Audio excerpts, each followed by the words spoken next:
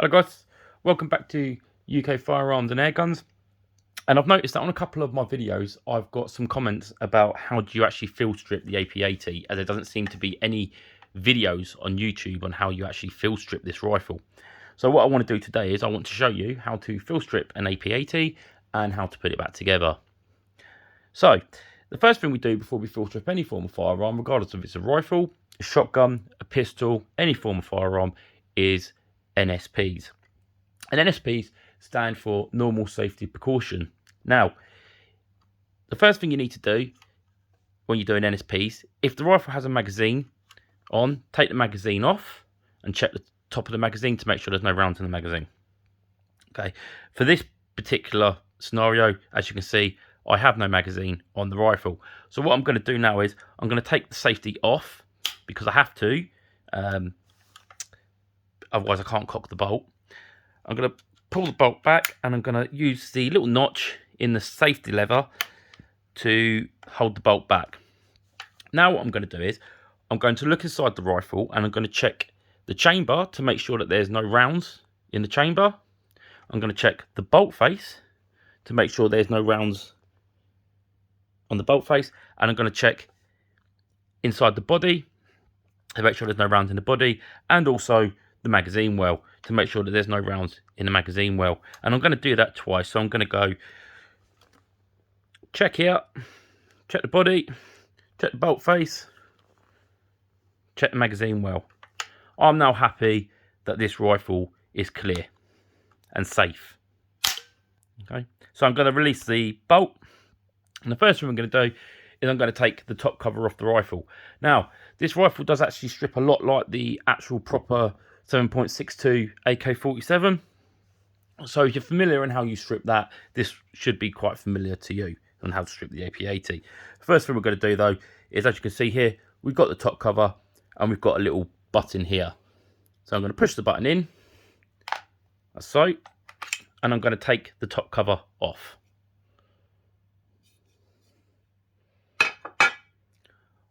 Once I've taken the top cover off, I'm going to grab this bit of metal here on the recoil rod and I'm going to pull it out. Now this can be a little bit tricky on this particular rifle, but there we go. So I've now got the recoil rod out and the recoil spring out. Okay, this does actually come off. Just make sure you keep it on there so you don't lose it.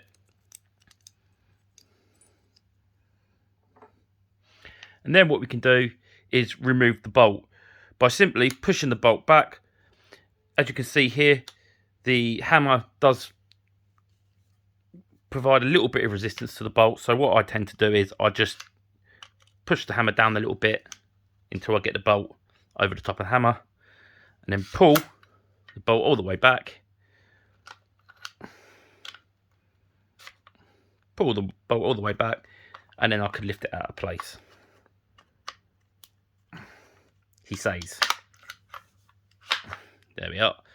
So I can lift that out of place. Make sure you take this out, okay? Right, so as you can see there, that's pretty much the rear of the rifle taken apart. The bolt's out, the recoil rod and springs out, and you can now get into all the inside of the rifle and give it a good clean out. As you can see here, my rifle is actually pretty clean. I do like to keep my rifles clean. Now on the real AK-47, this here is the gas tube. Now obviously because this is a 22LR, this doesn't actually have a gas tube as such. This is just for show. But you still can take it off so you can get the handguard off. So to do that, all you need to do is push the top of the handguard towards the muzzle of the rifle.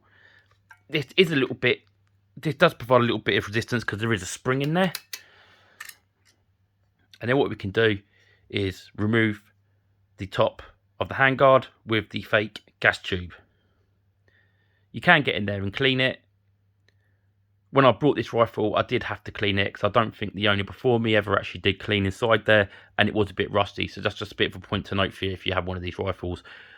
take it off every now and then just to check inside to make sure it's not rusty. Okay, right, as you can see there, like I said, there's the spring. That's what produces the resistance when you're pushing it towards the muzzle end. We also have a cleaning rod. Take that out.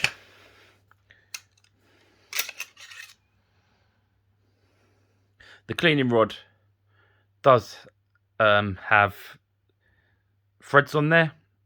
So if you can find the correct brush that will thread on there, you've got a barrel cleaning rod there. Put that to one side. Now what we can do is take the bottom handguard off, as so.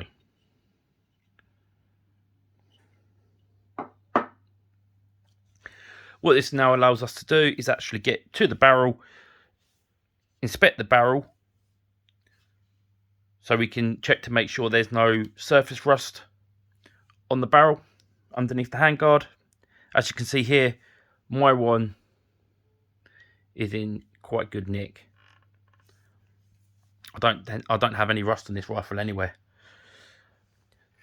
You could also get, if you can see, sorry, camera angles and stuff, you can also get in there and give it a good clean out as well. Okay, so to put the rifle back together, it's basically vice versa to how we took it apart.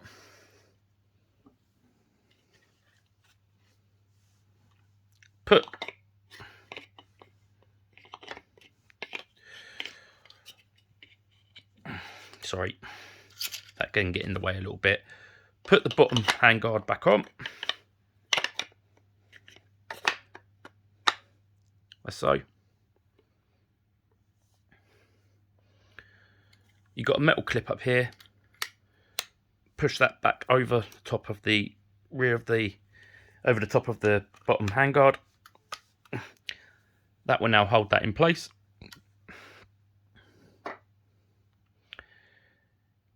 Get the fake gas tube and the top part of the handguard. And what we need to do is push it back into place. So this can be a bit tricky, this bit. As you can see, it's not the easiest thing to put back into place. But there we are. So that's now back in place. What we can do now is put the cleaning rod back in. So the threads go in towards the handguard.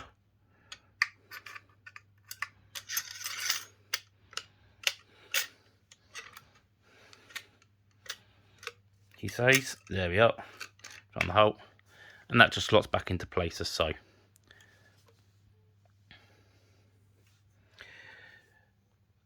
Just for your information, this doesn't seem to really do anything. I do believe on the actual 7.62mm AK-47, this little lever here is what actually allows you to remove the gas tube off the rifle. This doesn't seem to matter if it's up or down. I think it's there literally just for show. It doesn't seem to do anything. It doesn't lock the fake gas tube into place.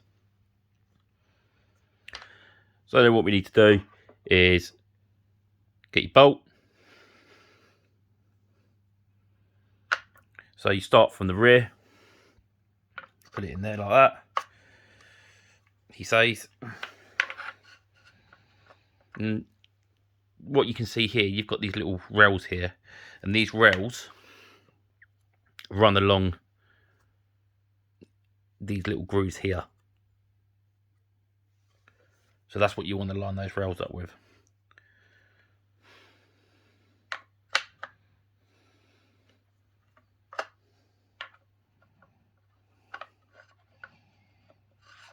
This can for some reason be a little bit tricky to put back in. I don't know why this is, but it just is sometimes. Plus probably because we're doing it on video as well. There we are. So as you can see here, the hammer again is preventing me from pushing the bolt all the way forward. So obviously just watch your fingers, but you need to push the hammer down a little bit, and then you can ride the bolt over the top of the hammer. And that just slots back in there like that.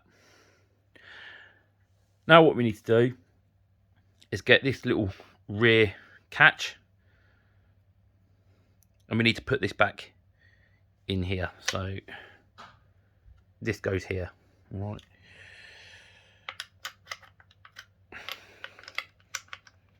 Now this can actually be a bit of a pain. This is the bit I hate about this rifle. Is that I really hate the design of this, where basically this little metal like leather catch, whatever you want to call it, fits. So if you have a look down there, you've got like a, sorry, let's get you into camera. There's a little bar just down here, and a little notch at the bottom. So this little notch here at the bottom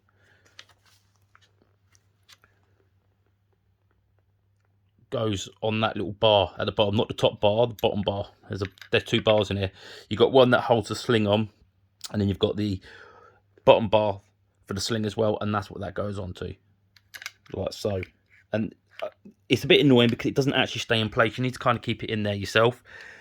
And this is like the tricky part of this rifle. This is the bit I hate the most about this rifle when you're putting it back together. It's trying to get this rod back in.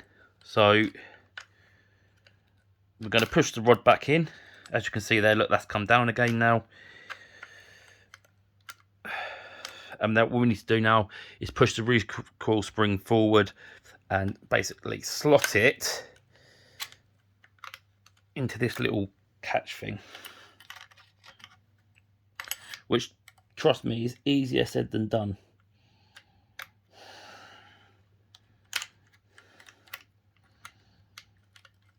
I tend to find that if you do it, sorry, I don't know if you can see what I'm doing. I tend to find if you do it from the side, it's a little bit better. It's a bit easier to get it in, but it is really tricky. I hate it.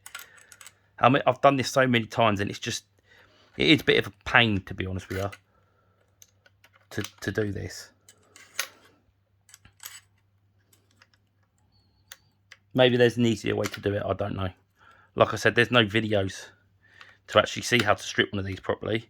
So this is kind of like all just self-taught from my knowledge of firearms, basically. So, like you can see, this is a pain to do. And this is why I didn't do it on the actual video when I done the review of this rifle. But people are asking, so I will show you.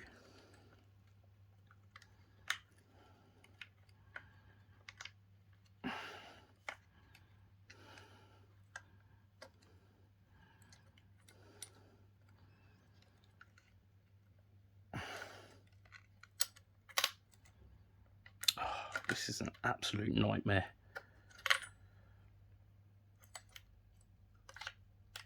Let's see if I push that in there like that first. If you can see what I'm doing, what I'm going to do now is I'm pushing the recoil rod forward, and I'm going to now try and put the actual rear retainer in and see if it does it like that. I've never done it like this before, actually, so we'll have a look, see if it works.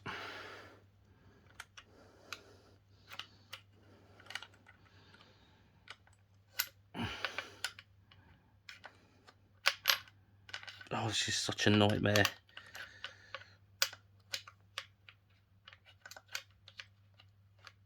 Honestly, it is.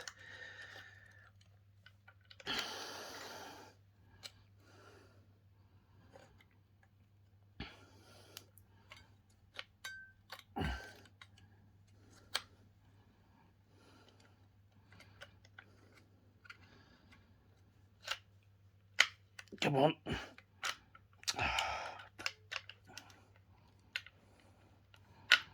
Right, so we're going to take this recoil spring out and put that back in there like that.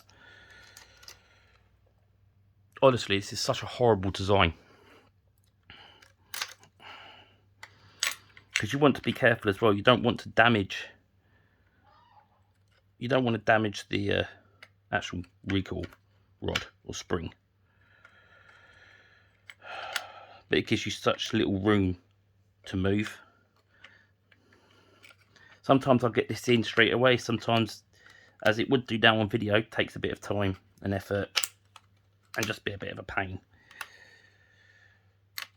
Right, finally, we're in. It took a bit of time. I do apologise. But there, as you can see now, we're in.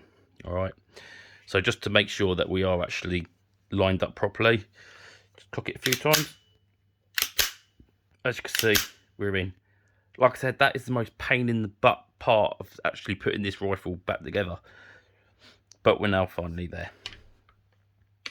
So what you want to do now is get your top cover. And as you can see here, we've got a little notch here. And we've got the same notch on the other side.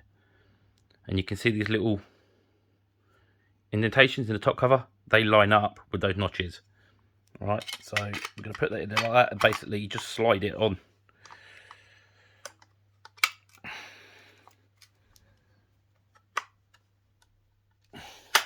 And there we are. Top cover's back on.